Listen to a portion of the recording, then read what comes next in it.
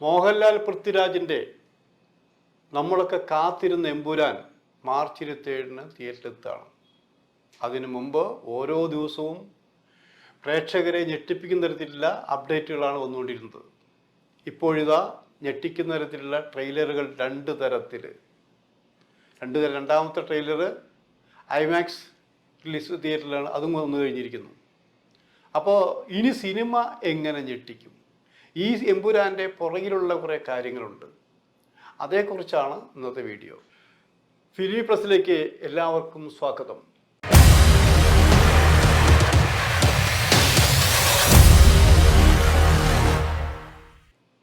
Lucifer release ചെയ്ത് Stephen നെടുമ്പുള്ളിയെ മറക്കാതെ നമ്മളിപ്പോഴും കൊണ്ടു നടക്കുന്നു. മറന്നവർക്ക് ഓർമ്മിക്കാൻ വേണ്ടി ഇന്നു മുതൽ 20-ാം തീയതി മുതൽ ലൂസിഫർ വീണ്ടും തിയേറ്ററുകളിലേക്ക്, അത് തുടർച്ചയായി 27-ാം തീയതി മുതൽ എമ്പുരാൻ വരുന്നു. അപ്പോൾ ഒരു സിനിമയെ കഥാപാത്രങ്ങളെ ഓർമ്മിച്ചു കൊണ്ട് തന്നെ രണ്ടാം ഭാഗത്തിലേക്ക് കൊണ്ടുപോകുക എന്നുള്ള തന്ത്രം ഇതിൻ്റെ അണിയറ ശില്പികളെല്ലാം മെനഞ്ഞെടുത്ത് കഴിഞ്ഞിരിക്കുന്നു. ഒരു ഉത്സവം തന്നെയാണ് കൊണ്ടു നടക്കുന്നത്. കാരണം മലയാള സിനിമയിൽ ഇങ്ങനെ ഒരു സിനിമ ഏകദേശം 200 കോടി രൂപ ചെലവിട്ടിട്ടാണ് ഈ സിനിമ 27-ാം തീയതി എത്തുന്നതെന്ന് പറഞ്ഞപ്പെടുന്നത്. അങ്ങനെ വരുമ്പോൾ മലയാളത്തിലെ ഏറ്റവും ചെലവേറിയ സിനിമയാണത്. അതിൻ്റെ വിശദാംശങ്ങൾ വേറെ. അങ്ങനെ ഒരു സിനിമ എത്തരത്തിലുള്ളതായിരിക്കാം?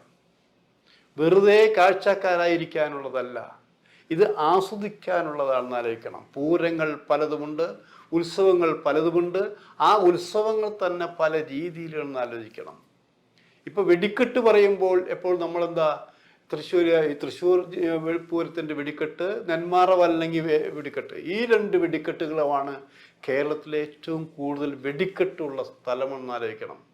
ആ കമ്പത്തിന് തീ കൊളുത്തുകൊണ്ടാവുന്ന വെറൈറ്റികൾ വെറും പടക്കം പൊട്ടലല്ല, ആ വർണ്ണ വിസ്മയം തന്നെയാണ് എമ്പുരാനിൽ ഉൾപ്പെടുത്തിയിട്ടുള്ളതെന്ന് അറിയാൻ കഴിഞ്ഞത്. ജനസഹസ്രാബ്ദങ്ങൾ നിലനിൽക്കുന്ന ജനകോടികളെ കാണിച്ചുള്ളൊരു സിനിമയാണ്.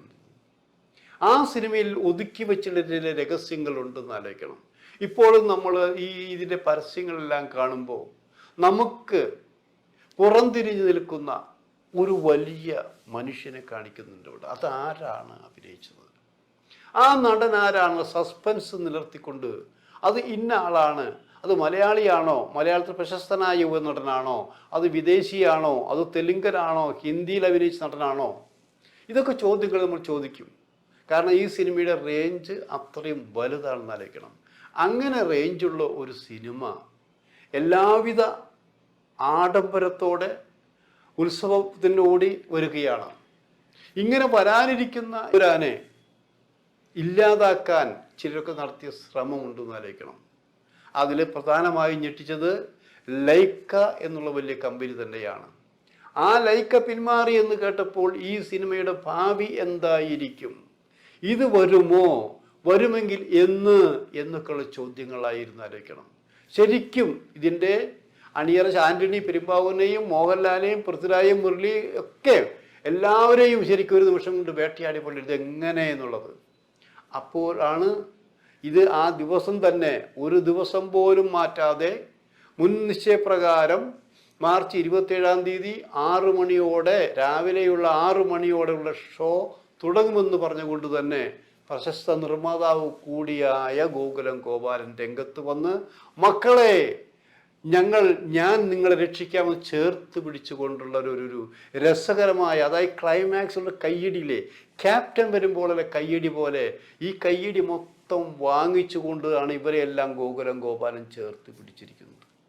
ഇത് അഭിമാനത്തിൻ്റെ നിമിഷങ്ങൾ തന്നെയാണ്. എന്നാൽ ചോദിക്കുക, എന്തോ ഒരു അടിയിടിപ്പടം, ആക്ഷൻ പടത്തിന് ഇത്രയുകൾ?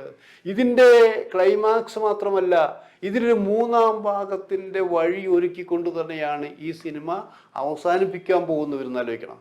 അപ്പോൾ അതിനുള്ളിൽ 200 കോടി എന്ന് പറയുമ്പോൾ ഇവിടെ നമ്മൾ ലൂസിഫറിൻ്റെ ചിലവ് എത്രയായിരുന്നു? ഇത്രയും ഉണ്ടായിരിക്കില്ല. ലൂസിഫർ സ്റ്റീഫൻ്റെ കഥ പറയുമ്പോൾ, മോഹൻലാലിൻ്റെ കഥ പറയുമ്പോൾ അതിന് വേറെ വെറൈറ്റി ആയിരുന്നു. അവസാനം നമ്മൾ കണ്ട ഖുറേഷി എബ്രഹാം ഒരു കഥാപാത്രത്തിനെ കൂടി കൊണ്ടിട്ടാണ് ഈ ഭാഗം വന്നിരിക്കുന്നത്. ഇതിൽ വരുമ്പോൾ നമ്മൾ മനസ്സിലാക്കുന്നത് എന്താണ്? ഇത് വെറും ഖുറേഷി അബ്രഹാമിൻ്റെ കഥ മാത്രമാണോ? സ്റ്റീഫൻ നെടുമ്പള്ളിയുടെ ഒരു ഭൂതകാലത്തിൻ്റെ ചില സ്പാർക്കുകൾ വരുന്നില്ലേ? ലോകം മൊത്തം വ്യാപിച്ചു കിടക്കുന്നൊരു ശൃംഖല, അധികാരവും എല്ലാ പവറുകളും തങ്ങളുടെ കയ്യിലാക്കി കൊഞ്ചെടുക്കുന്ന കുറച്ച് പേരുടെ കഥയാണ്. അതിൻ്റെ നേതൃസ്ഥാനത്തിരിക്കുന്നതാണ് ഖുറേഷി അബ്രഹാം. എന്താണ് അവസാനം സംഭവിക്കുന്നത്? വീണ്ടും സ്റ്റീഫൻ നെടുമ്പുള്ളിയായിക്കൊണ്ട് മലയാളത്തിലേക്ക് വരാൻ വേണ്ടി ഖുറേഷി അബ്രഹാം വരും, മുണ്ടും മടക്കി കുത്തിക്കൊണ്ട് നമ്മുടെ രാജ്യത്തിന് ഒന്നും സംഭവിക്കാൻ പാടില്ല, ഇവിടെ എന്തൊക്കെയോ പ്രശ്നങ്ങളുണ്ട്, ആ പ്രശ്നങ്ങൾ ഇടപെട്, ഇതൊരു ഗോഡ്സ് ഓൺ കൺട്രി തന്നെയാണ് എന്ന് തെളിയിക്കാൻ വേണ്ടി അദ്ദേഹം വരുന്നു എന്നാണ് പറയുന്നത്. കഥ നമുക്കറിയില്ല, എന്നാലും കേട്ട് കേൾവിയൊക്കെ ഇങ്ങനെ തന്നെയാണ്. അതിനു മുമ്പ് തന്നെ ഈ സിനിമയും അവസാനിക്കുമ്പോൾ ഒരു 3-ാം ഭാഗത്തിൻ്റെ ചുവട് വെച്ചുകൊണ്ടാണ് ഈ സിനിമ അവസാനിക്കുന്നതായിരിക്കണം. അപ്പോൾ നമ്മൾ പിന്നെ കാണുന്നത് അങ്ങനെ ഒരുങ്ങുകയാണെങ്കിൽ ഇതിൻ്റെ പ്രൊഡക്ഷൻ കോസ്റ്റ് 3-ാം ഭാഗം എത്രയായിരിക്കും? അതവിടെ നിൽക്കട്ടെ. നമുക്ക് 1-ാം ഭാഗമല്ല, ഇത് 2-ാം ഭാഗം മാത്രമാണ് പൂർണ്ണമായിക്കൊണ്ടിരിക്കുന്നത്. ഇനി ഇവിടെ ചോദിക്കാൻ ഇത്രയും വിസ്മയ രംഗങ്ങൾ, വിസ്മയ പബ്ലിസിറ്റികൾ ഇവരെല്ലാം നമുക്ക് നൽകി കഴിഞ്ഞിരിക്കുന്ന ആലോചിക്കണം. അവിടെ മോഹൻലാലായാലും പൃഥ്വിരാജായാലും സംവിധായ രംഗത്ത് പൃഥ്വിരാജ് ഉണ്ടെങ്കിൽ പോലും പൃഥ്വിരാജിന് ഈ 2-ാം ഭാഗത്തിൽ അമിതമായിട്ടുള്ള പ്രാധാന്യം ഉണ്ട് എന്നുള്ളതാണെന്ന് ആലോചിക്കണം. അങ്ങനെ പൃഥ്വിരാജുണ്ട്, ടൊവിനോ തോമസ് ഉണ്ട്, മഞ്ജു വാര്യരുണ്ട്. എന്തിനു പറയുന്നു, നമ്മൾ എണ്ണിയാൽ ഒടുങ്ങാത്ത തരത്തിൽ നിറയെ കഥാപാത്രങ്ങളുണ്ട്.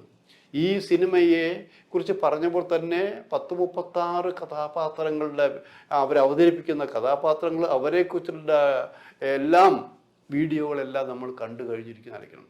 അങ്ങനെ നമ്മളെ കുരങ്ങ് കളിപ്പിക്കുക എന്ന് പറയുന്നുള്ളത്, നമ്മുടെ അത്ഭുത സ്തബ്ധരാക്കിക്കൊണ്ട് ഈ സിനിമ കാണില്ല എന്ന് തീരുമാനിച്ചവരെ പോലും തിയേറ്ററിലേക്ക് കൊണ്ടുവരാനുള്ള ചില വിദ്യകളൊക്കെ ഇവരുണ്ടെന്ന് ആലോചിക്കണം.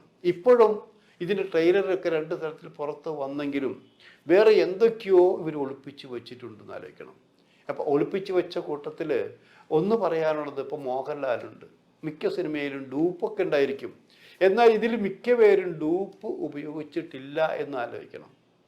ഒറിജിനലായിട്ട് നമുക്ക് ഈ സിനിമ കാണുന്നു, അതായത് നമ്മൾ കൂടുതൽ പ്രേക്ഷകരെ പറ്റിക്കാവുന്ന തരങ്ങളിലൊന്നും അധികം ഇല്ല എന്ന് പറയുമ്പോൾ തന്നെ ഒറിജിനലായിട്ട് സ്വതവേ ഡൂപ്പിടാൻ മടിക്കുന്ന മോഹൻലാൽ ഈ ആക്ഷൻ സിനിമയിൽ പോലും എങ്ങനെയായിരിക്കും കാണിക്കുക എന്നുള്ള കാണാൻ നമുക്കുണ്ട്. പറഞ്ഞു കേൾക്കുന്ന കഥകൾ എങ്ങനെയാണ്, ഇത് ഒരു വട്ടം കണ്ടാൽ പോരാ, മനസ്സിലാകാഞ്ഞിട്ടല്ല കേട്ടോ, അത്രയും പരസ്പരം. കാരണം നമ്മൾ ഈ കോഴിക്കോടൻ ഹലുവ ലഡു എന്നൊക്കെ കേട്ടിട്ടുണ്ട്, ഇത് എത്ര കഴിച്ചാലും മതിയാവില്ല. അതുകൊണ്ട് തന്നെ എമ്പുരാൻ ഒരു പ്രാവശ്യം കണ്ടാൽ മതിയാവില്ല, 2 പ്രാവശ്യം കണ്ടാൽ എങ്ങനെ, നിരവധി പ്രാവശ്യം കാണാൻ പ്രേരിപ്പിക്കുന്ന സിനിമയാണ് എമ്പുരാൻ എന്ന് പറയാതെ പറഞ്ഞിരിക്കുകയാണ് മോഹൻലാലും ആന്റണി പെരുമ്പാവൂരും ഈ പൃഥ്വിരാജും. അവസാനം പറയുമ്പോൾ നിറകൈകളിലൂടെ ഗോകുലം ഗോപാലൻ.